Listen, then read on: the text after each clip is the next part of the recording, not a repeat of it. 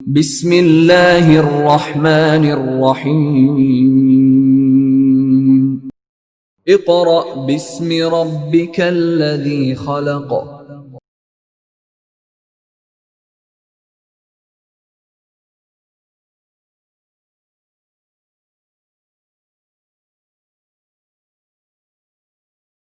बिस्मिल्लाहिर्रहमानिर्रहीम। Dear students, आज हम वर्क फॉर डे 3 से अपना नेक्स्ट लेक्चर स्टार्ट करेंगे, विच इज़ न्यूरॉन और नर्व सेल। स्टूडेंट्स, आपको याद होगा कि हमने अपने प्रीवियस लेक्चर में coordinated action and human nervous system का टॉपिक कंप्लीट किया था। और स्टूडेंट्स, आपको ये भी याद होगा कि मैंने जब आपको नर्वस सिस्टम का टॉपिक कंप्लीट करवाया था तो मैंने आपको ये बताया था कि नर्वस सिस्टम के फर्दर 2 कंपोनेंट्स हैं। The first is the central nervous system and the second is the peripheral nervous system. और आपको ये भी याद होगा कि जब हमने सेंट्रल नर्वस सिस्टम की बात की थी तो हमने ये कहा था कि it is subdivided into further 2 components, that is brain and spinal cord. तो क्योंकि स्टूडेंट्स आपको ये बात समझ आ रही है कि नर्वस सिस्टम के लिए न्यूरॉन का होना कितना ज़्यादा ज़रूरी है, इस वजह से आज जो हमारा टॉपिक हम स्टार्ट करेंगे वो है न्यूरॉन और नर्व सेल। तो आइए स्टूडेंट्स, हम इसको स्टार्ट करते हैं कुछ बेसिक टर्म्स के साथ। तो सबसे पहले आपके सामने मैंने न्यूरॉन की डेफिनेशन जो है वो राइट की है, which is it is the basic structural and functional unit of nervous system. यानी न्यूरॉन जो है वो आपका जो नर्वस सिस्टम है उस नर्वस सिस्टम का स्ट्रक्चरल एंड फंक्शनल, यानी structure wise and function wise उसका क्या है, यूनिट है। और ये डेफिनेशन मैंने आपको पहले भी करवाई थी, आपको पहले भी बताई थी, ठीक है जी। बुक में ये प्रॉपर मेंशन नहीं है, इस वजह से इसको आप अपने पास कॉपी कर लीजिए। एक तो ये इंपॉर्टेंट बात हो गई related to neuron. Second, neuron के बारे में याद रखना है आपने जो पॉइंट वो ये है कि न्यूरॉन्स कंडक्ट नर्व इम्पल्सेस, यानी न्यूरॉन्स किस फॉर्म में मैसेजेस को लेकर जाते हैं, in the form of nerve impulses. तो न्यूरॉन्स कंडक्ट नर्व इम्पल्सेस कहाँ से, फ्रॉम रिसेप्टर्स, यानी न्यूरॉन्स जो हैं वो नर्व इम्पल्सेस को रिसेप्टर्स से लेंगे और किसके पास ले जाएंगे, कोऑर्डिनेटर्स। किसके पास, कोऑर्डिनेटर्स। और फिर कोऑर्डिनेटर्स से कहाँ पर लेकर आएंगे, इफेक्टर्स तक। यानी सारा जो प्रोसीजरिंग है, सारी जो वर्किंग है वो कौन करवाते हैं, न्यूरॉन्स। कौन करवाते हैं, न्यूरॉन्स, ठीक है जी। तो इससे ये बात समझ आती है हमें कि न्यूरॉन्स जो हैं वो हमारे रिसेप्टर्स क्या थे, हमारे सेंस ऑर्गन्स। उनसे मैसेजेस को कोऑर्डिनेटर्स के पास लेकर जाते हैं। मीन टू से आप कह लीजिए कि ब्रेन एंड स्पाइनल कॉर्ड, और फिर ब्रेन एंड स्पाइनल कॉर्ड से मैसेजेस को इफेक्टर तक लाते हैं। और हमने ये कल पढ़ा था कि इफेक्टर्स जो हमारे पास होते हैं, दे में बी मसल्स और ग्लैंड्स। ठीक हो गया जी। तो ये स्टूडेंट्स न्यूरॉन से रेलिवेंट बहुत इंपॉर्टेंट 2 बातें थी जो कि मैंने आपको यहाँ पर बता दी। अब जैसा कि स्टूडेंट्स आपको ये पता है कि हमें ये बात का अंदाज़ा हो चुका है कि नर्वस सिस्टम को डिस्कस करने से पहले हमें न्यूरॉन के बारे में समझना पड़ेगा। इस वजह से न्यूरॉन का स्ट्रक्चर वाइज आप कह लीजिए जो स्ट्रक्चर है वो मैंने आपके सामने जो है वो डायग्राम ड्रॉ की है, और उसी से रेलिवेंट उसके जो फंक्शनल पार्ट्स हैं हम उनकी डिस्कशन जो है वो अब स्टार्ट करेंगे। तो स्टूडेंट्स आपको सामने ये स्ट्रक्चर जो है ये बना नज़र आ रहा होगा, या आपको बुक के ऊपर भी बना हुआ नज़र आ रहा होगा। ये असल में आपके पास न्यूरॉन का स्ट्रक्चर है जिसको बेसिकली 2 पोर्शंस में डिवाइड किया गया है। First is the cell body and the second is the axons. First is the cell body and second is the axons. आप ये कह लीजिए कि जहां तक ये प्रोजेक्शंस आपको नज़र आ रही हैं, ये आपको स्पाइक्स बने हुए नज़र आ रहे हैं, यहाँ तक का जो पोर्शन है it is called cell body. ठीक है जी। और जहाँ से ये आपको एक ट्यूब निकलती हुई नज़र आ रही है, मैंने रेड मार्कर से भी ये प्रेजेंट करने की कोशिश की है कि जहाँ से ये ट्यूब आपको बनती हुई नज़र आ रही है, इस ट्यूब का क्या नाम होगा? एक्सॉन्स। ये फर्दर जो इसके ऊपर पार्ट्स हैं वो सारे एक्सॉन्स के ऊपर आ जाएंगे। ठीक है जी। तो जैसा कि आपको ये बताया गया कि सेल बॉडी जो है वो ऊपर प्रोजेक्शंस लाइक स्ट्रक्चर है, तो अब अगर हम देखें तो प्रोजेक्शंस लाइक स्ट्रक्चर में आपको दो पोर्शंस नज़र आएंगे या दो कंपोनेंट्स नज़र आएंगे। First is the dendrites. Students, dendrites क्या होते हैं? ये जो आपको ब्लैक मार्कर से ये पोर्शंस बने हुए नज़र आ रहे हैं जिन्हें मैं प्रोजेक्शंस का नाम दे रहा हूँ, ये जितनी भी प्रोजेक्शंस हैं ये तमाम डेंड्राइट्स हैं।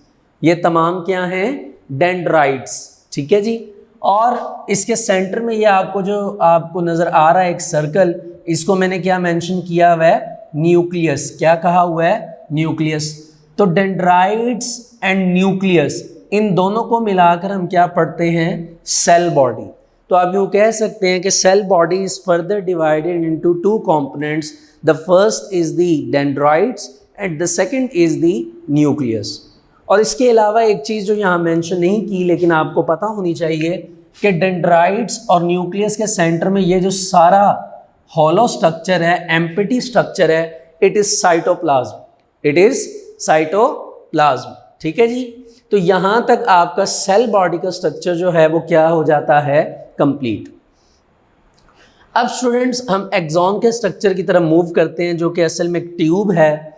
और मैं आपको ये बता दूं कि एक एडिशनल बात जो कि अभी ऊपर मेंशन मैंने नहीं की, पहले मैं आपको वो बता देता हूँ, फिर हम एक्सॉन के स्ट्रक्चर की तरफ मूव करते हैं। आपको स्टूडेंट्स नज़र आ रहा होगा कि जितने भी मैंने ये ब्लैक मार्कर से डेंड्राइट्स बनाए हैं, इनके ऊपर आपको स्काई ब्लू कलर से एरो जो हैं, हेडेड एरो, वो अंदर की तरफ आते हुए नज़र आ रहे होंगे। वो इसलिए बनाए गए हैं, उसकी रीज़न ये है कि जितने भी डेंड्राइट्स हैं ये क्या करते हैं? टूवर्ड करते हैं किसको? मैसेज को। टूवर्ड करते हैं मैसेज को। किसकी तरफ टूवर्ड करते हैं? एक्सॉन्स की तरफ। यानी जो भी मैसेज आएगा डेंड्राइट उसको एक्सॉन की तरफ भेजेगा। भेजने की वजह से आपको नज़र आ रहा होगा कि वह एरो जो है इस तरह एब्जॉर्ब होते हुए आपको नज़र आ रहे होंगे कि वो इधर से आएंगे और फिर एक्सॉन की तरफ चले जाएंगे। अब सवाल ये है कि जो मैसेज आ रहा है वो किस फॉर्म में होगा? तो ये हम पहले भी पढ़ चुके हैं कि वो मैसेज जो है वो नर्व इम्पल्स कहलाएगा। क्या कहलाएगा? Nerve impulse. और किस फॉर्म में होगा नर्व इम्पल्स? तो ये बात मैंने आपको पहले भी बताई है। It is in the form of electrochemical wave. This message in the form of electrochemical wave called nerve impulse. यानी जो मैसेज ट्रैवल करेगा उसका नाम नर्व इम्पल्स है। जिस फॉर्म में ट्रैवल करेगा वो है इलेक्ट्रोकेमिकल वेव। तो इलेक्ट्रोकेमिकल वेव की फॉर्म में मैसेज नर्व इम्पल्स जो है वो डेंड्राइट्स में से ट्रैवल करेगा और ट्रैवल करके टूवर्ड्स होगा। यानी किसकी तरफ जाएगा? किसकी तरफ? टूवर्ड होगा एक्सॉन्स की तरफ। ठीक है जी। और एक एडिशनल बात जो आपकी बुक में मेंशन नहीं की गई कि नर्व इम्पल्स की जो स्पीड है वो कितनी होगी। तो स्टूडेंट्स ये याद रखिएगा कि इसकी जो मैक्सिमम स्पीड होती है वो 150 मीटर पर सेकंड होती है और जो मिनिमम स्पीड होती है वो 0.2 मीटर पर सेकंड होती है। ठीक है जी। ये आपकी बुक में मेंशन नहीं किया गया, इसे आप काइंडली एज अ इंफॉर्मेशन के तौर पे कॉपी कर लीजिए। ठीक है जी। तो इस तरह ये अभी हमने डेंड्राइट्स के बारे में पढ़ा कि जितना भी मैसेज है वो सारे का सारा सेल बॉडी में डेंड्राइट्स में आएगा। डेंड्राइट उस मैसेज को टूवर्ड कर देगा एक्सॉन्स की तरफ। अब जो मैसेज डेंड्राइट में आया है उस मैसेज का नाम नर्व इम्पल्स है और जो नर्व इम्पल्स मैसेज आया है वो in the form of electrochemical wave है। ठीक हो गया जी। अब ये मैसेज ट्रैवल करेगा डेंड्राइट से एक्सॉन्स की तरफ। तो स्टूडेंट्स जैसे ये एक्सॉन की ट्यूब में आएगा तो अब आपने यहाँ पर बड़े गौर से ये बात सुननी है कि यहाँ पर ये ब्लू मार्कर से मैंने मेंशन किए हैं स्पेसिफिक सेल्स बने हुए। इन सेल्स का नाम है श्वान सेल्स। क्या नाम है? Schwann cells. ये क्या है? ये एक स्पेसिफिक सेल्स हैं जिनको हमने श्वान सेल्स का नाम दिया हुआ है, ठीक है जी।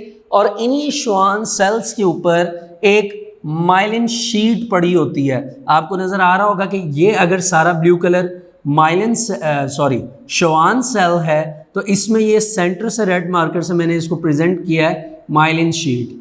ये माइलिन शीट क्या होती है? ये असल में लिपिड्स से तैयार करदा एक लेयर होती है। लिपिड से तैयार करदा क्या होती है?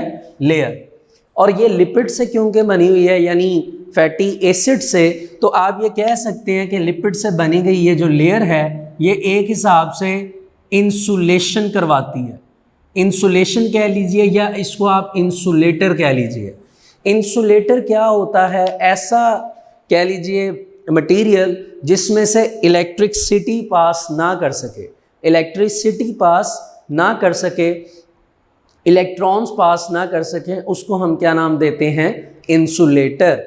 तो होगा कुछ इस तरह के जब डेंड्राइट से message in the form of electrochemical wave आएगा और एक्सॉन की तरफ मूव करेगा तो असल में वो मैसेज इसी ट्यूब के अंदर रहना चाहिए, वो ट्यूब से बाहर नहीं जाना चाहिए। तो उसकी प्रोटेक्शन के लिए बाहर पहले श्वान सेल्स मौजूद हैं और सारे श्वान सेल्स के ऊपर एक मोटी लिपिड से बनी गई एक लेयर मौजूद है which is called myelin sheet, which is called myelin sheet. तो अब आपको ये बात समझ आ गई होगी कि श्वान सेल्स क्यों अवेलेबल हैं, क्योंकि उन श्वान सेल्स के ऊपर माइलिन शीट एक लिपिड से तैयार करदा एक लेयर अवेलेबल है जो कि इंसुलेशन का काम करती है और इलेक्ट्रोकेमिकल वेव की फॉर्म में जो नर्व इम्पल्स मैसेज है उसको एक्सॉन से बाहर नहीं आने देती। ठीक हो गया? अब नीचे एक वर्ड रह गया, मतलब एक नाम रह गया जो कि आपको टर्म बतानी है, नोड्स ऑफ रेनवियर। देखिए जहां पर एक श्वान सेल है, आपने ये भी पढ़ा कि श्वान सेल्स के ऊपर क्या मौजूद है? Myelin sheath. फिर दूसरे श्वान सेल के ऊपर क्या मौजूद है? Myelin sheath. आपको नजर आ रहा होगा जहां पर एक श्वान सेल खत्म हो रहा है और अगला स्टार्ट हो रहा है तो उनके दरमियान थोड़ा सा कह लीजिए फर्क है, थोड़ा सा एक पॉइंट है जहां पर श्वान सेल मौजूद नहीं है, जहां पे हम ये कहेंगे कि माइलिन शीट भी मौजूद नहीं है। तो आप इसको यूं प्रेजेंट करेंगे कि नोड्स ऑफ रेनवियर क्या चीज है? ये असल में नॉन माइलिनेटेड पॉइंट्स हैं।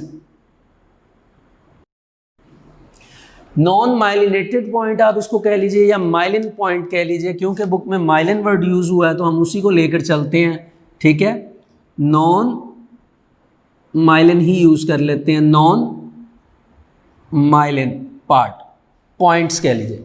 नॉन माइलिन पॉइंट्स क्या हैं? ये देखिए, ये मैंने रेड मार्कर से इनको प्रेजेंट किया है कि जहां पर ये आपको नजर आ रहा होगा ये एक श्वान सेल है, ये कंप्लीट हो रहा है और अगला स्टार्ट हो रहा है, इनके बिल्कुल दरमियान में एक होलो स्पेस है, एक पॉइंट है जहां पे ना तो श्वान सेल मौजूद है ना ही माइलिन शीट मौजूद है।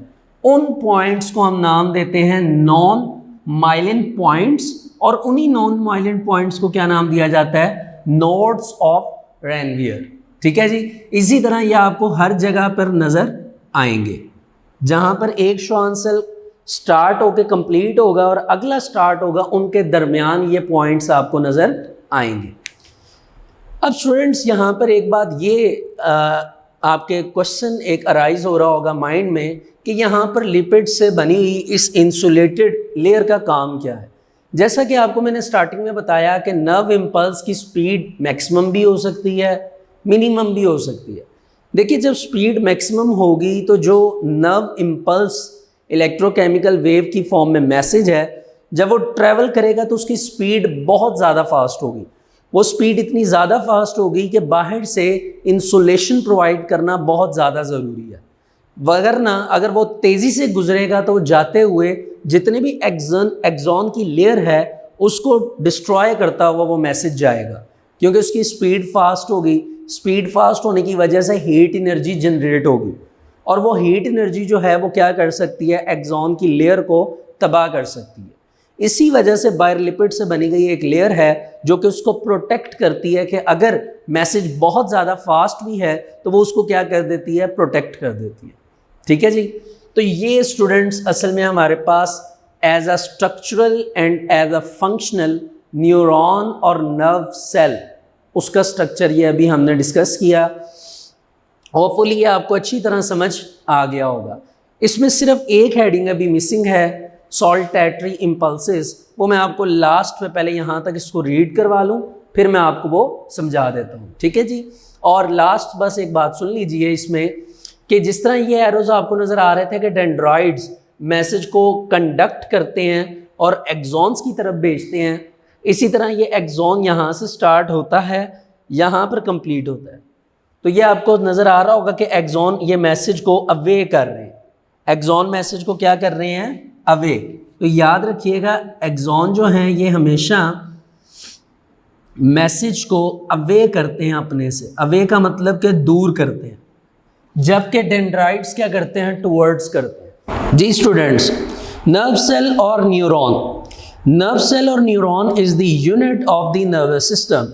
जैसा कि आपको पहले बताया कि नर्व सेल और न्यूरॉन जो हैं वो नर्वस सिस्टम का क्या है, यूनिट है।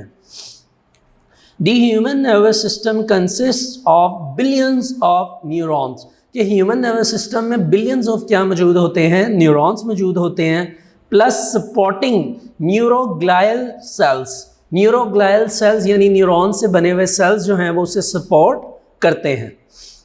ये वर्ड क्या है, neuroglial, neuroglial.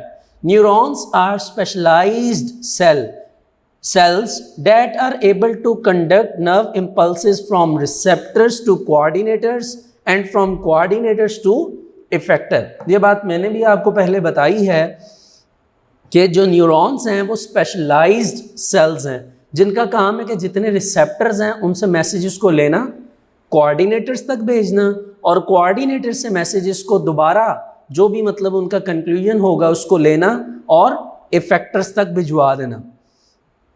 In this way they communicate with each other and with other types of body cells। इस तरह ये एक दूसरे से कम्युनिकेट करते हैं। जैसा कि आपको बताया था कि एक दूसरे के साथ ये क्या करेंगे, कोऑर्डिनेट करेंगे, जो कि हमारे चैप्टर का नाम है कोऑर्डिनेशन। कोऑर्डिनेशन मीन्स कम्युनिकेशन करना, रब्त करना। ठीक है जी। अब यहाँ से इसका स्ट्रक्चर स्टार्ट होता है। The nucleus and the most of the cytoplasm of a neuron is located in its cell body। ठीक हो गया जी। different processes extend out from cell body, यानी different process अकर होते हैं। these are called dendrites and axons। दो important नाम है, dendrites and axons।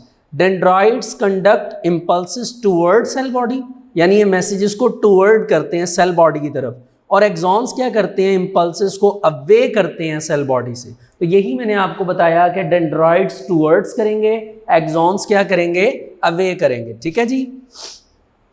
नीचे आ जाइए डायग्राम से नीचे।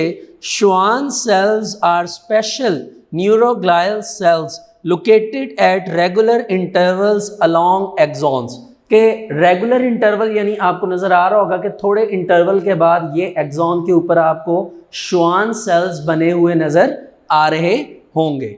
किस पे बने हुए, एक्सॉन्स पे। इन सम न्यूरॉन्स, कुछ न्यूरॉन्स पे Schwann cells secrete a fatty layer. Fatty layers मतलब कि जो फैटी एसिड से मिलकर बनी होगी, यानी उसकी जो कॉम्प्लेक्स फॉर्म होगी, इट इज़ कॉल्ड लिपिड्स। ठीक है जी। तो fatty layer called myelin sheet over axon. तो आप देख सकते हैं कि इसी एक्सॉन पर इन्हीं श्वान जो सेल्स हैं इनके अंदर आपको माइलिन शीट जो कि लिपिड से बनी हुई एक लेयर जो है वो नज़र आएगी। ठीक है जी। Between the area of myelin on an axon there are non myelinated points called nodes of Ranvier. तो नॉन माइलिनेटेड कह लीजिए या नॉन माइलिन पॉइंट्स कह लीजिए, ये आपको नज़र आते हैं श्वान सेल्स और माइलिन शीट के दरमियान में। यानी ये एक श्वान सेल है, ये दूसरा श्वान सेल है, और दोनों में माइलिन शीट मौजूद है। तो इनके दरमियान जो आपको पॉइंट्स नज़र आ रहे हैं जहाँ पे ना तो श्वान सेल मौजूद है और ना ही माइलिन शीट मौजूद है, तो ना होने की वजह से ही हम इसको क्या नाम प्रोवाइड कर रहे हैं, नॉन माइलिनेटेड या नॉन माइलिन पॉइंट्स, ठीक है। तो इन नॉन माइलिनेटेड पॉइंट्स को हम क्या नाम देते हैं, nodes of Ranvier. Myelin sheet is an insulator, so the membrane coated with this sheet does not conduct nerve impulses. जैसा कि आपको बताया गया कि माइलिन शीट जो है ये असल में क्या है, एक इंसुलेटर है, इंसुलेशन क्रिएट करेगी कि जो भी मैसेज है उसको बाहर एक्सॉन से आउटर सरफेस पर नहीं आने देगी। जी, यहाँ तक ये आप कह लीजिए कि कंप्लीट हो चुका है। अब यहाँ पर एक शॉर्ट क्वेश्चन भी है, आप कह लीजिए, जैसा कि आपको बताया एक हेडिंग रह चुकी है, सॉल्टेटरी इम्पल्सेस। ये स्टूडेंट्स इम्पॉर्टेंट किस्म की कह लीजिए और कह लीजिए कि बड़ी ही यूनिक इम्पल्सेस होती हैं। इनका दूसरा नाम भी है, सॉल्टेटरी इम्पल्सेस को जंपिंग इम्पल्सेस भी कहा जाता है। क्या कहा जाता है, जंपिंग इम्पल्सेस। अब जंपिंग इम्पल्सेस का मतलब क्या होगा, देखिए कुछ मैसेजेस इतने ज़्यादा फास्ट होते हैं जिसमें न्यूरॉन में से नर्व इम्पल्स ट्रैवल नहीं करती इलेक्ट्रोकेमिकल वेव की फॉर्म में, बल्कि वो पॉइंट टू पॉइंट जंप करना शुरू कर देता है वो मैसेज। जैसे अगर मैं फॉर एग्जांपल कहता हूँ कि मैं इस क्लास में यहाँ से चलकर दूसरे हिस्से तक गया हूँ, तो चलने पर जाहिर सी बात है मुझे वहाँ जाने पर 10 कदम लगेंगे और टाइम भी क्या लगेगा, ज़्यादा लगेगा। लेकिन अगर मैंने वहाँ पर जल्दी जाना है तो मैं क्या करूँगा कि मैं 2-2 स्टेप जो है वो कवर करूँगा, यानी डबल डिस्टेंस या डबल डिस्प्लेसमेंट कवर करूँगा, ठीक है जी, जिस वजह से मेरा टाइम कम कंज्यूम होगा और मैं जल्दी उस पॉइंट तक पहुँच जाऊँगा। इसी तरह कुछ इम्पल्सेस होती हैं जो कि चलने की बजाय क्या करती हैं, डबल डिस्टेंस कवर करती हैं, यानी जंप करना स्टार्ट कर देती हैं। तो असल में एक नोड से दूसरे नोड तक, फिर दूसरे से अगले नोड तक, तो ये नोड टू नोड यानी जो नोड ऑफ रेनवियर के पॉइंट्स हैं उसके डिस्टेंस पे कम से कम क्या करना स्टार्ट कर देती हैं, इम्पल्सेस जंप करना स्टार्ट कर देती हैं। जब वो ये जंप करना स्टार्ट करती हैं तो इनको हम जंपिंग इम्पल्सेस यानी सॉल्टेटरी इम्पल्सेस का नाम देते हैं, ठीक है जी। तो आइए इसे रीड कर लेते हैं। In such neurons impulses jump over the areas of myelin going from node to node. Node to node का मतलब node of Ranvier to node of Ranvier, यानी अगर एक ये श्वान सेल कंप्लीट हुआ है और ये दूसरा श्वान सेल है तो इसके सेंटर में एक नोड ऑफ रेनवियर है, इसी तरह ये नोड ऑफ रेनवियर है, इसी तरह ये, तो हर नोड टू नोड वो क्या करेंगी, जंप करेंगी, जैसे कि मैंने आपको पहले बताया। तो इनको जंपिंग की वजह से इन्हें जंपिंग इम्पल्सेस या सॉल्टेटरी इम्पल्सेस का नाम दिया जाता है। Such impulses are called saltatory impulses यानी jumping impulses. This increase the speed of the nerve impulse, ठीक है जी। अब वो कितनी स्पीड इंक्रीज होगी, मैंने आपको ये भी बता दिया है कि जो मैक्सिमम स्पीड होगी वो 150 मीटर पर सेकेंड होगी, जबकि मिनिमम स्पीड जो है वो कितनी होगी, 0.2 मीटर पर सेकेंड, ठीक है जी। तो स्टूडेंट्स यहाँ तक नर्व सेल और न्यूरॉन का जो टॉपिक है वो कंप्लीट होता है। अब इसके साथ अब हम डिस्कस करेंगे टाइप्स ऑफ न्यूरॉन, के न्यूरॉन्स की कितनी टाइप्स हैं। तो स्टूडेंट्स अगर टाइप्स की बात की जाए तो neurons are of 3 types. The first is the sensory neuron. कौन से neurons, sensory. Second is the inter neurons and third is the motor neurons. यानी आपके पास 3 डिफरेंट टाइप्स के न्यूरॉन्स हैं। First is the sensory, second is the inter and third is the motor, ठीक है जी। अब आपको वर्ड से इसे देखना पड़ेगा। सेंसरी न्यूरॉन्स का मतलब क्या होगा, सेंसरी मीन्स सेंसेस यानी सेंस ऑर्गन्स, जो आपके सेंस ऑर्गन मैसेजेस को लेकर जाते हैं, ठीक है, रिसेप्टर से कोऑर्डिनेटर्स तक। तो वो जो न्यूरॉन है उन न्यूरॉन्स का नाम क्या पड़ जाएगा, सेंसरी न्यूरॉन्स। यानी मैं अगर किसी चीज़ को टच करता हूं तो टच करने पर सेंसरी न्यूरॉन इस मैसेज को लेकर जाएगा किसके पास, कोऑर्डिनेटर तक। तो ये जो न्यूरॉन मैसेजेस को कोऑर्डिनेटर तक लेकर जाएगा, that type of neuron is called sensory neuron. ये बात यकीनन आपको समझ आ गई होगी, ठीक है जी। अब इसी की डायग्राम अगर आप देखें सेंसरी की, तो जो आपने ये डायग्राम बुक पर देखी है, इसके राइट साइड पर देखिए तो आपको सेंसरी न्यूरॉन की डायग्राम भी नज़र आ जाएगी। आइए पहले हम सेंसरी न्यूरॉन को साथ ही रीड कर लेते हैं जी। Sensory neurons, sensory neurons conduct sensory information यानी nerve impulses from receptors to central nervous system. अब सेंट्रल नर्वस सिस्टम क्या है, तो वो हम पहले डिस्कस कर चुके हैं कि CNS stand for brain and spinal cord. यानी ये बात जो मैंने अभी फरमाई थी, मैंने कही थी कि सेंसरी न्यूरॉन्स जो हैं वो सेंस ऑर्गन यानी रिसेप्टर से मैसेजेस को कोऑर्डिनेटर्स तक लेकर जाएंगे, which is brain and spinal cord, which is also called CNS। Sensory neuron have one dendrite and one axon, यानी इनका एक डेंड्राइड और एक ही एक्सॉन होता है। एक ही डेंड्राइड होता है मैसेज ले जाने वाला और एक ही एक्सॉन होता है, मतलब डेंड्राइड मैसेज को एक्सेप्ट करेगा, एक्सॉन अवे करेगा, फिर एक्सेप्ट फिर अवे। इस तरह ये जो आप कह लीजिए कि न्यूरॉन्स हैं ये सारे एक दूसरे के साथ इंटरलिंक होंगे, एक दूसरे के साथ मिले हुए होंगे, ठीक है। अब आगे आ जाते हैं, हमारे पास सेकंड जो है वो है इंटर न्यूरॉन। देखिए इंटर न्यूरॉन जो हैं इसमें आपने याद रखना है सिर्फ दो पार्ट्स आ जाते हैं। इंटर न्यूरॉन जो हैं ये आपके ब्रेन एंड स्पाइनल कॉर्ड की बात कर, यानी ब्रेन एंड स्पाइनल कॉर्ड में जो न्यूरॉन्स मौजूद हैं they are called inter neurons, यानी कोऑर्डिनेटर्स में जो न्यूरॉन हैं जिन्होंने मैसेजेस को रीड करना है they are called inter neuron. तो आइए इसे रीड कर लेते हैं। अगले पेज पे आप आ जाइए, page number 36। Inter neuron form brain and spinal cord. Form का मतलब बनना, यानी इंटर न्यूरॉन से आपका ब्रेन एंड स्पाइनल कॉर्ड बना हुआ है, यानी इसमें इंटर न्यूरॉन्स मौजूद हैं। ये रिसीव करते हैं इंफॉर्मेशन को, इंटरप्रेट करते हैं इनको और स्टिमुलेट करते हैं इनको मोटर न्यूरॉन की तरफ, यानी मैसेजेस को इंटरप्रेट करेंगे, रीड करेंगे और फिर इसको किसकी तरफ सेंड कर देंगे, मोटर न्यूरॉन की तरफ। अब जो इंटर न्यूरॉन्स हैं इनके पास many dendrites and many axons होते हैं, क्योंकि जब मैसेज आएगा तो बहुत सी किस्म के मैसेजेस आते हैं जो डिफरेंट टाइप्स के होते हैं। इस वजह से ब्रेन में मैनी डेंड्राइड्स मैनी एक्सॉन्स हैं, ठीक है जी। अब जब ब्रेन एंड स्पाइनल कॉर्ड उस मैसेज को रीड कर लेंगे तो उस मैसेजेस को मतलब एज अ कंक्लूजन कह लीजिए या रिजल्ट की फॉर्म में वापस भेजा जाएगा। उस मैसेज को रिसीव करके जो लाएगा वो कौन है, मोटर न्यूरॉन। तो मोटर न्यूरॉन असल में इफेक्टर को प्रेजेंट करने के लिए या इफेक्टर तक लाने के लिए मोटर न्यूरॉन्स को यूज किया जाता है, यानी मसल्स एंड ग्लैंड्स, ठीक है जी। तो motor neurons carry information from inter neuron, inter neuron से इंफॉर्मेशन लेकर आएगा कहाँ पर, मसल्स और ग्लैंड्स, जिनको क्या नाम दिया जाता है, इफेक्टर्स। क्या नाम दिया जाता है, effectors. They have many dendrite but only one axon. Dendrite तो बहुत होती है इनके पास मैसेज को कंडक्ट करने में, लेकिन आगे अवे करने में सिर्फ एक एक्सॉन होता है, ठीक है जी। तो स्टूडेंट्स यहाँ तक आप कह लीजिए कि आपका जो न्यूरॉन का टॉपिक है वो प्रॉपरली कंप्लीट होता है। होपफुली ये आपको सारी बातें बीच में समझ आ गई होंगी।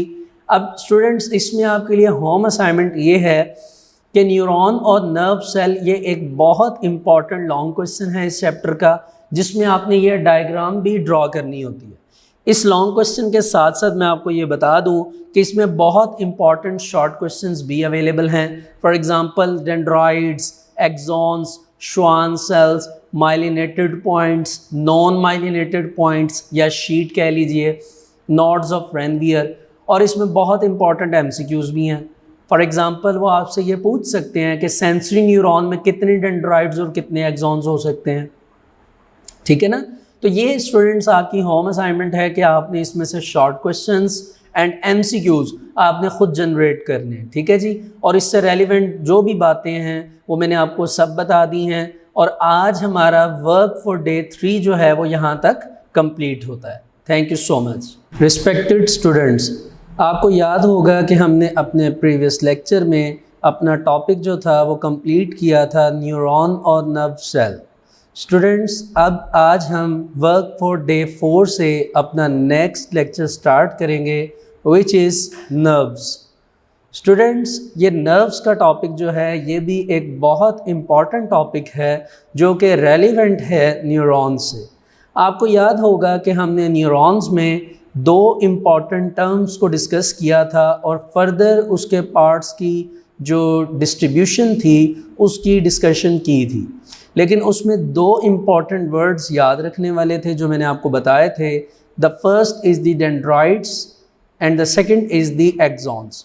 तो स्टूडेंट्स, एक्सॉन्स की बेस पर ये आज हम नर्व्स का जो टॉपिक है ये स्टार्ट करेंगे और इसकी एक प्रॉपर डेफिनेशन जो है वो मैंने सामने प्रॉपर लिख दी है जिससे हमारी डिस्कशन स्टार्ट होगी। जी स्टूडेंट्स, तो स्टूडेंट्स सॉरी, नर्व्स की डेफिनेशन क्या है कि यूनियन ऑफ सेवरल एक्सॉन्स, यानी बहुत ज़्यादा एक्सॉन्स का एक यूनियन बन जाना, डेट आर इन्वेलप्ड, और वो एक इन्वेलप की फॉर्म में होगा और उसकी प्रॉपर एक कवरिंग की जाएगी, और वो जब प्रॉपरली इन्वेलप्ड फॉर्म में होगा और उसकी कवरिंग होगी तो ये असल में जिस चीज़ से मिलकर बने होंगे it is called lipids. Lipids means आप कह सकते हैं कि फैटी एसिड्स। ठीक है जी। तो डिफरेंट एक्सॉन्स का यूनियन की फॉर्म में रहना और इन्वेल्पिंग फॉर्म में रहना, यानी एक इन्वेलप बन जाना जिसमें तमाम की तमाम नर्व्स जो हैं वो किससे मिलकर बनी होंगी? लिपिड्स। ठीक है जी। जिस तरह आपने न्यूरॉन्स की टाइप्स की बात की थी उसी तरह नर्व्स की भी टाइप्स हैं। न्यूरॉन्स की 3 टाइप्स थी जो आपने अपने प्रीवियस लेक्चर में देखी थी। First is the sensory neuron, second is the interneurons and third is the motor neuron. ठीक है जी, वो न्यूरॉन्स थी, ये नर्व्स हैं। तो इनकी भी 3 टाइप्स हैं। First is the sensory nerves, ये वो नर्व्स हैं जिनके एक्सॉन्स जो हैं वो सिर्फ सेंसरी न्यूरॉन्स के लिए काम करेंगे। इसी तरह सेकंड हमारे पास है मोटर नर्व्स। कौन सी नर्व्स हैं? मोटर नर्व्स, यानी जिनके एक्सॉन्स मोटर न्यूरॉन के लिए काम करेंगे। और नेक्स्ट हमारे पास है मिक्स्ड नर्व्स। ये बहुत इंपॉर्टेंट टाइप है मिक्स्ड नर्व्स की। ठीक है जी। मिक्स्ड नर्व्स क्या होती हैं? ये हमारे पास स्पेसिफिक टाइप होती है नर्व्स की जिसमें हमारे पास दोनों जो नर्व्स हैं उनकी बात आ जाती है, दोनों के एक्सॉन्स की, यानी सेंसरी एंड मोटर। इसमें इंटरन्यूरॉन की बात नहीं है। ठीक है जी। यानी अगर कोई मैसेज आता है सेंसरी न्यूरॉन्स के थ्रू तो उन्हें कंडक्ट कौन करेंगी? सेंसरी नर्व्स, उनके एक्सॉन्स की बात की जा रही है। इसी तरह मोटर नर्व्स जो हैं वो उनके एक्सॉन्स काम करेंगे मोटर न्यूरॉन्स के। मतलब कि मोटर न्यूरॉन्स के जो एक्सॉन्स हैं वो मोटर नर्व्स उनके लिए काम करेंगे। और मिक्स्ड में आप बात करेंगे बोथ की। बोथ मीन्स जिसमें आपके पास सेंसरी भी आ जाएंगे और मोटर भी आ जाएगी, दोनों के एक्सॉन्स आ जाएंगे, उसकी बात की जाएगी। ठीक है जी। तो स्टूडेंट्स, इसकी रीडिंग के लिए आप पेज नंबर 36 पर आ जाइए। Nerve. A nerve means the union of several axons that are enveloped by a covering made of lipids। जैसा कि आपको डेफिनेशन में बताया गया कि ये लिपिड्स से मिलकर बने होंगे, स्पेशली इनकी कवरिंग होगी। जो कवरिंग जो है वो एक इन्वेलप फॉर्म में होगी जिसमें तमाम के तमाम एक्सॉन्स जो हैं वो यूनियन की फॉर्म में होंगे, यानी सब इकट्ठे होंगे, एक साथ मिलकर फंक्शन परफॉर्म करेंगे। Based on the property of axons, nerves are classified into 3 types. इसी हवाले से इनकी 3 टाइप्स हैं। First is this sensory nerves. Sensory nerves contain the axons of sensory neurons only, यानी सेंसरी नर्व्स जो हैं उनमें सिर्फ सेंसरी न्यूरॉन्स जो हैं उनके एक्सॉन्स अवेलेबल होंगे। ओनली का मतलब है कि कोई और जो है इसमें अवेलेबल नहीं होगा, सिर्फ सेंसरी न्यूरॉन्स की बात होगी। इसी तरह आपके पास नेक्स्ट है motor nerves. Motor nerves contain the axons of motor neurons only, यानी मोटर नर्व्स जो हैं उनमें सिर्फ मोटर न्यूरॉन्स के एक्सॉन की बात की जाएगी। इसी तरह नेक्स्ट आपके पास आ जाते हैं mixed nerve. Mixed nerves contain the axons of both, that is sensory and motor. यानी मिक्स्ड नर्व में दोनों के एक्सॉन्स की बात होगी, सेंसरी न्यूरॉन्स की भी एंड मोटर न्यूरॉन्स की भी। ठीक है जी। तो स्टूडेंट्स यहाँ तक ये एक छोटा सा important long question as well as short question की बेस पर एक टॉपिक था which is called nerve and its types. ठीक है जी। अब थोड़ा सा आगे मूव करती हैं अपने नेक्स्ट टॉपिक से रेलिवेंट, जो कि असल में आज स्टार्ट होगा, विच इज नर्वस सिस्टम। देखिए, जब हमने अपने प्रीवियस लेक्चर में जब बात की थी ह्यूमन नर्वस सिस्टम की, तो ह्यूमन नर्वस सिस्टम में हमने कहा था कि human nervous system consist of two components, first is the central nervous system and second is the peripheral nervous system. और हमने ये पढ़ा था कि central nervous system is further divided into brain and spinal cord. लेकिन हमने ये बात डिस्कस की थी कि हमारा जो नर्वस सिस्टम होता है इसका एक ही सिंगल यूनिट होता है, और उस सिंगल यूनिट का नाम जो हमने लिया था वो क्या था? न्यूरॉन। इसी वजह से पहले हमने न्यूरॉन की डिस्कशन की, उसकी टाइप्स की डिस्कशन की, और टाइप से रेलिवेंट नर्व की डिस्कशन की, और उसकी टाइप्स की डिस्कशन की। अब हमें पता चल चुका है कि न्यूरॉन क्या है, नर्व सेल क्या है, और नर्व्स क्या है। अब हम नर्वस सिस्टम की बात डिस्कस कर सकते हैं। अब नर्वस सिस्टम में जैसा कि मैंने आपको बताया, हमारे पास टू सिस्टम्स हैं, first is the CNS and second is the PNS। हमने CNS में आज जो बात स्टार्ट करनी है वो किसकी है? ब्रेन। तो आइए अपना ब्रेन का टॉपिक स्टार्ट करते हैं। मैंने कुछ इंपॉर्टेंट पॉइंट्स जो हैं वो थ्योरी में से यहाँ पर कॉपी किए हैं। ब्रेन का फर्स्ट इंपॉर्टेंट पॉइंट क्या है कि it is situated inside a bony structure. Bony means के बोन से मिलकर बना हुआ, जिसका क्या नाम है? क्रेनियम। क्या नाम है? क्रेनियम। क्रेनियम क्या है? ये जो पार्ट ऑफ स्कल होता है जिसको हम खोपड़ी कहते हैं, ये असल में क्रेनियम है। इस क्रेनियम के अंदर जो है वो आपका ब्रेन जो है वो लाई करता है। इसके अंदर आपका ब्रेन पड़ा हुआ है। एक इंफॉर्मेटिव बात आपको बताता चलूं कि कितनी बोन्स हैं स्कल की जो कि ब्रेन को प्रोटेक्ट करती हैं। तो याद रखिएगा 22 बोन्स, 22 हड्डियां हैं, 22 बोन्स हैं जो कि आपके बोन को प्रोटेक्ट करती हैं। यूं कह लीजिए कि 22 बोन्स से मिलकर ये क्रेनियम का स्ट्रक्चर तैयार होता है विच इज कॉल्ड स्कल, खोपड़ी। ये 22 हड्डियां यानी 22 बोन्स होती हैं। ठीक है जी। दूसरी बात, जब हम इनसाइड ब्रेन के पास जाते हैं तो ब्रेन पहले तो बोन से कवरिंग होती है, जब इनसाइड जाते हैं तो ब्रेन दोबारा कवर्ड होता है एक स्पेसिफिक कह लीजिए 3 लेयर्स के साथ। 3 लेयर्स होती हैं, फर्स्ट, सेकंड, थर्ड। 3 लेयर्स के साथ वो कवर होता है, और उन 3 लेयर्स को एक स्पेसिफिक नाम से पुकारा जाता है which is called meninges. Which is called meninges. ठीक है जी। क्या वर्ड है? मेनिंजेस। मेनिंजेस। तो ये ब्रेन जो है ये स्कल के बाद 3 लेयर्स से कवर होता है विच इज कॉल्ड मेनिंजेस। ठीक है जी। अब यहाँ तक हम यानी ब्रेन के पास जाने की कोशिश कर रहे हैं। पहले हमने देखा बोनी स्ट्रक्चर है, फिर 3 लेयर्स मौजूद हैं। अब हम आगे मूव करेंगे। देखिए, अब जिस पोर्शन पर हम जाने लगे हैं उससे पहले मैं आपको एक बात बताना चाहता हूँ, वो ये है कि हमने कहा था कि जो CNS है यानी central nervous system, it consists of brain and spinal cord. ये बात आपने याद रखनी है कि जहाँ पर आपका ब्रेन ख़त्म होता है यानी ब्रेन का स्ट्रक्चर कंप्लीट होता है, ब्रेन की स्टेम में से यानी उसकी जड़ों में से जहाँ पर ब्रेन कंप्लीट हो रहा है उसका स्ट्रक्चर, वहीं से स्पाइनल कॉर्ड स्टार्ट हो जाता है। वहीं से क्या स्टार्ट हो जाता है? Spinal cord. तो आप ये कह सकते हैं कि ब्रेन एंड स्पाइनल कॉर्ड का एक दूसरे के साथ अटैच होते हैं। तो बहुत सी ऐसी चीज़ें जो कि ब्रेन में मौजूद हैं, उससे रेलिवेंट बहुत से ऐसे पार्ट्स हैं जो कि स्पाइनल कॉर्ड का भी हिस्सा हैं। इसी तरह अब जो हम बात करने लगे हैं वो ब्रेन और स्पाइनल कॉर्ड दोनों से रेलिवेंट है, दोनों के लिए सेम है। वो ये है कि brain contain CSF। CSF stand for cerebrospinal fluid. ठीक है, सेरिब्रो स्पाइनल फ्लूइड। सी से आप कह लीजिए बनेगा सेरिब्रो, एस से बनेगा स्पाइनल और एफ से बनेगा फ्लूइड।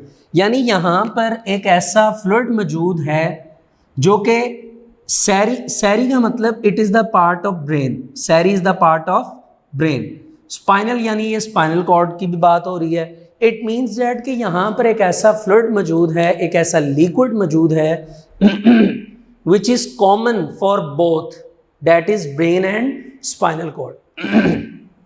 सॉरी, जिस वजह से इसका एक स्पेसिफिक नाम दिया गया है जो कि ब्रेन और स्पाइनल कॉर्ड दोनों से मिलकर बना है, विच इज सेरिब्रोस्पाइनल फ्लूइड। ठीक है जी।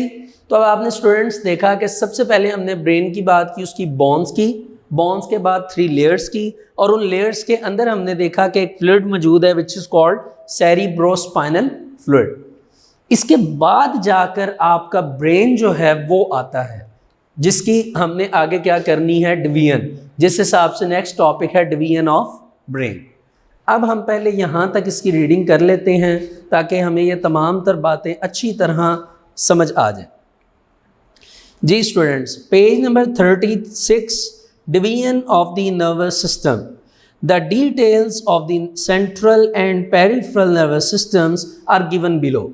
ठीक है जी, जो डिटेल्स हैं वो नीचे लिखी हुई हैं central nervous system and peripheral nervous system की। तो पहले बात स्टार्ट होगी सेंट्रल नर्वस सिस्टम की। तो central nervous system consists of brain and spinal cord. तो जैसा कि आपको बताया गया कि सेंट्रल नर्वस सिस्टम जो है वो कंसिस्ट करता है ब्रेन एंड स्पाइनल कॉर्ड। जी स्टूडेंट्स, ब्रेन से ए टॉपिक स्टार्ट होगा। In animals all the life activities are the under the control of brain, are under control of brain. ये बात चैप्टर के स्टार्ट में हुई थी कि हमारी बॉडी की जितनी एक्टिविटीज़ हैं वो तमाम की तमाम कौन कंट्रोल करता है, ब्रेन। इस वजह से ब्रेन को बहुत ज़्यादा इंपॉर्टेंस दी गई है और आप यूँ कह लीजिए कि बहुत ज़्यादा प्रोटेक्शन भी दी गई है।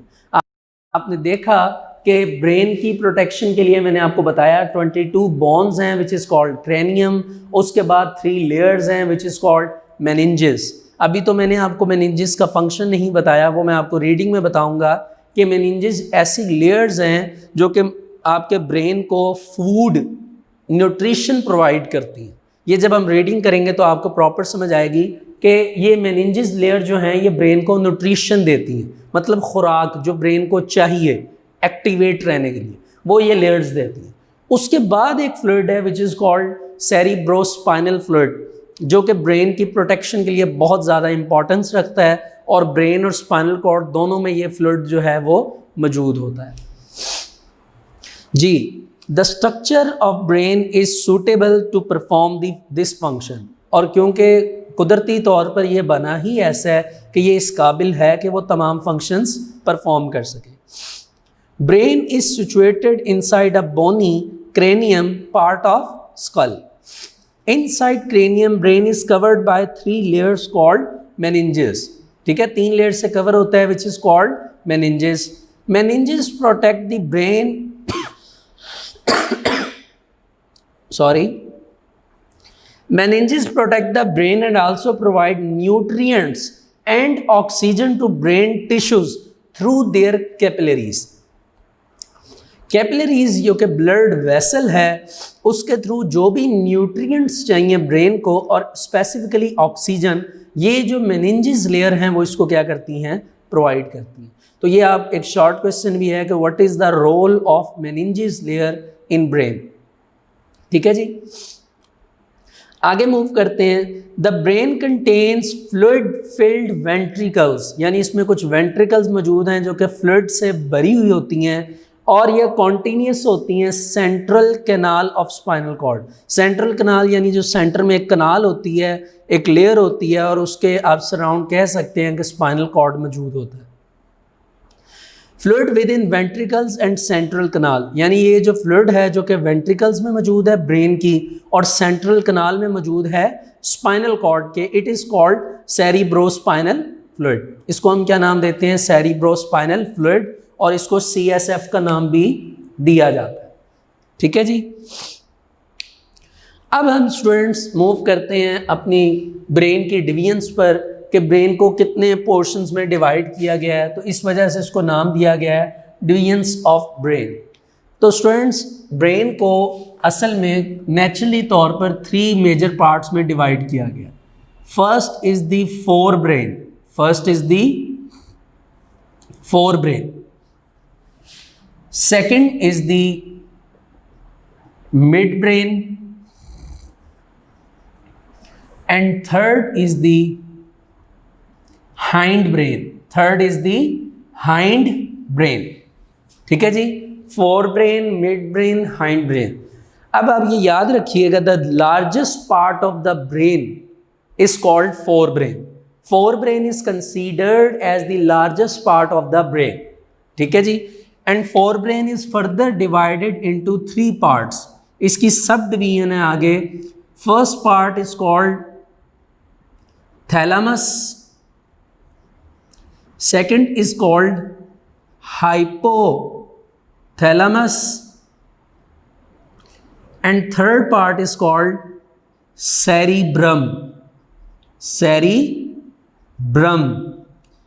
अब स्टूडेंट्स, आपने यहाँ पर एक बात याद रखनी है जो कि बहुत इंपॉर्टेंट है, वो ये है कि ब्रेन का सबसे जो लार्जेस्ट पार्ट है it is called fore brain, और फोर ब्रेन का जो सबसे बड़ा पोर्शन है, सबसे बड़ा जो पार्ट है, it is called cerebrum, it is called cerebrum. इसी सेरिब्रम के पहले वर्ड से जो आपको नज़र आ रहा होगा सेरी, यही यहाँ पर यूज़ हुआ था फ्लूइड में, जिसको हमने सेरिब्रोस्पाइनल फ्लूइड का नाम दिया था। तो सेरी वर्ड क्योंकि ब्रेन के लिए था, इस वजह से मैंने आपको ये कहा कि ये फ्लूइड ब्रेन और स्पाइनल कॉर्ड दोनों में होता है। ठीक है जी, तो फोर ब्रेन को 3 पार्ट्स में डिवाइड किया गया है। First is the thalamus, second is the hypothalamus, and third is the cerebrum. Mid brain का कोई फर्दर पार्ट नहीं होता। हाइंड ब्रेन को भी फर्दर 3 पार्ट्स में डिवाइड किया गया है। First is the cerebellum, cerebellum पढ़ते हैं इसको students. Second is the pons, ठीक है, and third is the medulla oblongata.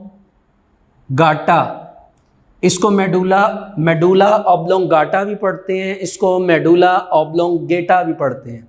ठीक है, ऑब्लो, OBLO, ऑब्लो गेटा, GATA, गेटा भी पढ़ सकते हैं, ऑब्लोंग गेटा भी पढ़ सकते हैं। ठीक है, गाटा भी पढ़ सकते हैं और गेटा भी पढ़ सकते हैं। तो स्टूडेंट्स, इस तरह ब्रेन की डिवीजन की गई है। फोर ब्रेन के 3 पार्ट्स हैं, थैलेमस, हाइपोथैलेमस और सेरिब्रम।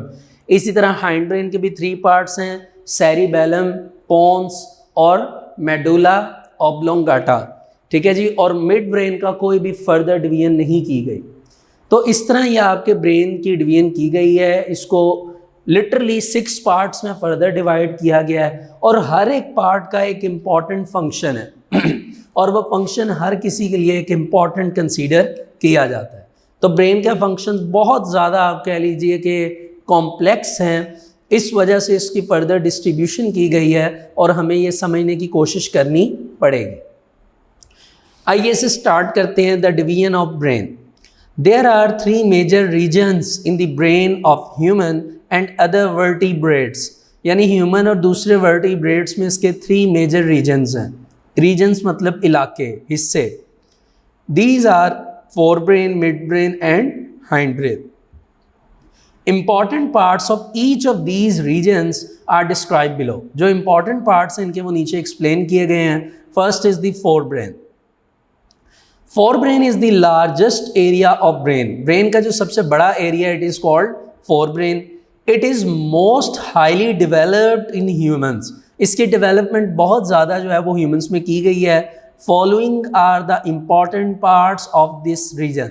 आपको नीचे 3 headings नज़र आ रही होंगी। First is the thalamus, second is the hypothalamus and third is the cerebrum. आप अगले पेज पे चले जाइए तो टॉप पे आपको मिड ब्रेन लिखा हुआ नज़र आ रहा होगा, उसके बाद आपको ब्रेन का स्ट्रक्चर नज़र आ रहा होगा और उसके नीचे आपको हाइंड ब्रेन नज़र आ रहा होगा। आप पेज नंबर 38 पर जाकर देख सकते हैं। और हाइंड ब्रेन में आपको 3 पोर्शंस के नाम लिखे हुए नज़र आएंगे। First is the cerebellum, second is the pons and third is the medulla oblongata. ठीक है जी। तो आ जाइए फोर ब्रेन में थैलेमस पर। आपने ये पॉइंट्स यहाँ पर ही रीडिंग में इम्पॉर्टेंट पॉइंट्स हैं, इन्हें गौर से सुनना है और इनमें से आपने खुद MCQ स्टूडेंट्स निकाल कर बनाने हैं। ठीक है जी, जैसा कि मैं आपको बताता आ रहा हूँ लेक्चर नंबर डे 1 से मैं आपको ये बात बताता आ रहा हूँ कि होम असाइनमेंट्स के लिए आपने MCQs एंड शॉर्ट क्वेश्चंस खुद जनरेट करने हैं इंटरनल। ठीक है जी। तो आ जाइए थैलेमस के बारे में पढ़ते हैं। थैलेमस जस्ट लाई बिलो सेरिब्रम, ये सेरिब्रम के नीचे पड़ा होता है। अब इसका काम क्या देखिए, it serves as a relay centre between various parts of brain and spinal cord, यानी ब्रेन और स्पाइनल कॉर्ड के जो डिफरेंट पार्ट्स हैं उनमें ये रिले सेंटर के काम परफॉर्म करता है, या यूं कह लीजिए रिले सेंटर के तौर पे सर्व करता है। रिले सेंटर का मतलब क्या है, ये बड़ी एक इम्पॉर्टेंट चीज़ है। आप यूँ कह लीजिए कि जो काम ब्रेन एंड स्पाइनल कॉर्ड के थैलेमस ने करवाने हैं वो कॉन्टीन्यूसली करवाता जा रहा है। ठीक है, उसे इंस्ट्रक्शंस मिलती जाती हैं और वो कॉन्टीन्यूसली करवाता जाता है। ठीक है, इसकी एग्जांपल इस तरह है कि जिस तरह घर में आजकल हम देखते हैं हमारे घरों में ऑटोमेटिक मशीन्स हैं। ठीक है, जितनी भी मशीन्स हैं, मैं सिर्फ उसमें से बात कर रहा हूँ वॉशिंग मशीन की। तो आजकल की जो वॉशिंग मशीन है उसमें एक रिले सेंटर होता है, हम उस रिले सेंटर पे ऊपर काम करते हैं। आप क्या करते हैं, आजकल की वॉशिंग मशीन में घरों में जो इस्तेमाल होती है, एक स्पेसिफिक बटन होता है जी, आप उसको क्लिक कर दें, आप एक दफ़ा क्लिक करते हैं, उसके बाद क्या होता है कि आपके कपड़े खुद ब खुद वॉश होते हैं, वॉश होने के बाद वो खुद ब खुद ड्राई होते हैं, वो सारी प्रोसीजरिंग होती है।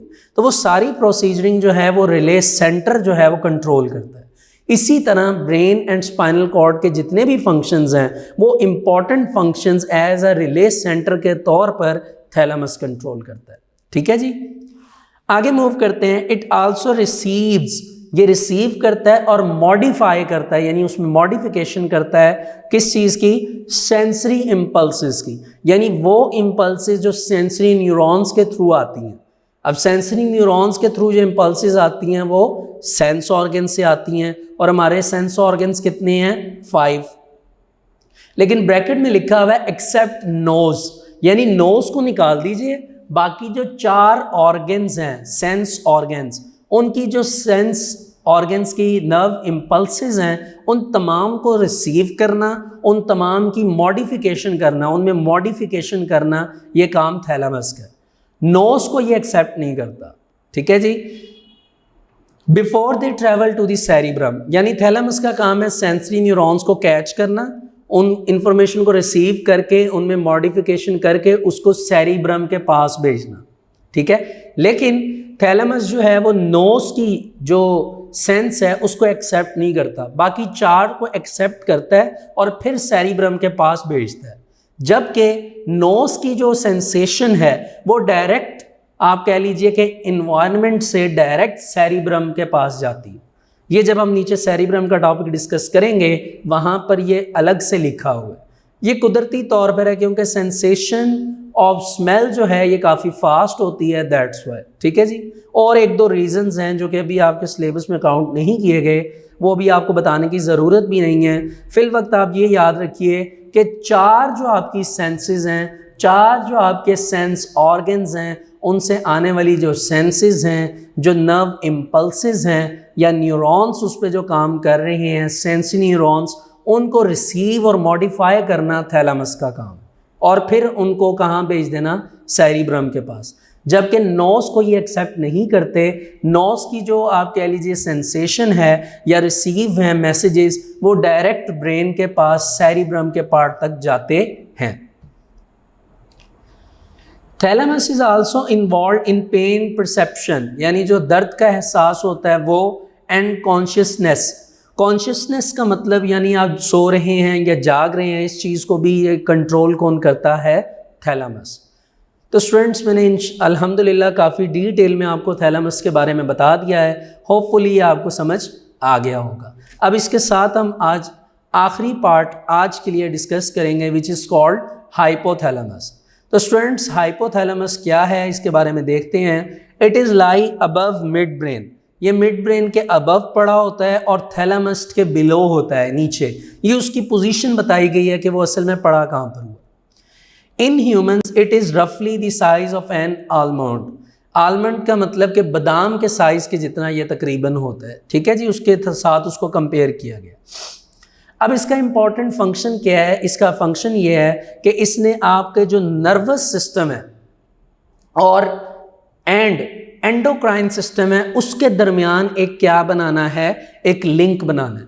तो हाइपोथैलेमस का काम क्या होता है? हाइपोथैलेमस का एक इम्पॉर्टेंट फंक्शन ये है कि इसने नर्वस सिस्टम और एंडोक्राइन सिस्टम में क्या बनाना होता है, लिंक बनाना होता है। हत्ता कि जो एंडोक्राइन सिस्टम है जिसको हम एंडोक्राइन ग्लैंड्स कहते हैं, उसमें एक मेजर ग्लैंड है, एक बड़ा ग्लैंड है which is called pituitary gland, sorry, which is called pituitary gland.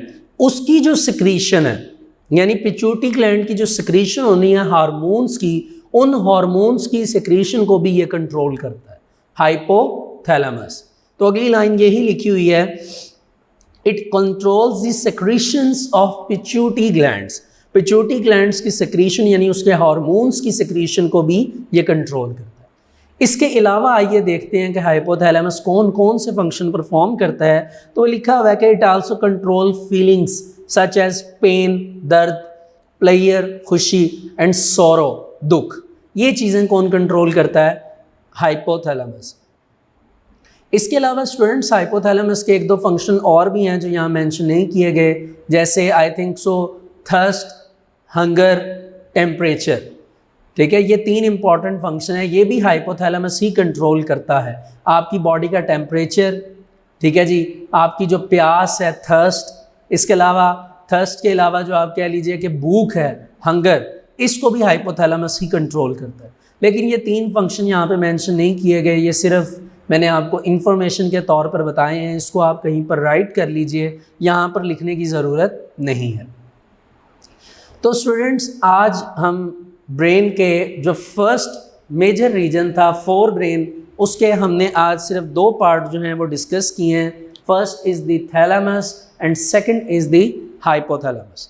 और स्टूडेंट्स आज हम यहाँ तक अपना वर्क फॉर डे 4 कंप्लीट करते हैं। होपफुली आपको अच्छी तरह समझ आ गया होगा। और मैं बात फिर अगेन रिपीट करूँगा कि काइंडली होम असाइनमेंट्स में आप इसमें से MCQs बनाइए, इसमें से शॉर्ट क्वेश्चंस बनाइए। और brain itself a very important long question, जिसमें से हाइपोथैलेमस, थैलेमस, इसके फंक्शंस शॉर्ट क्वेश्चन में आ सकते हैं, MCQs में आ सकते हैं। तो आज का हम वर्क फॉर डे 4 यहाँ तक कंप्लीट करते हैं। Thank you so much.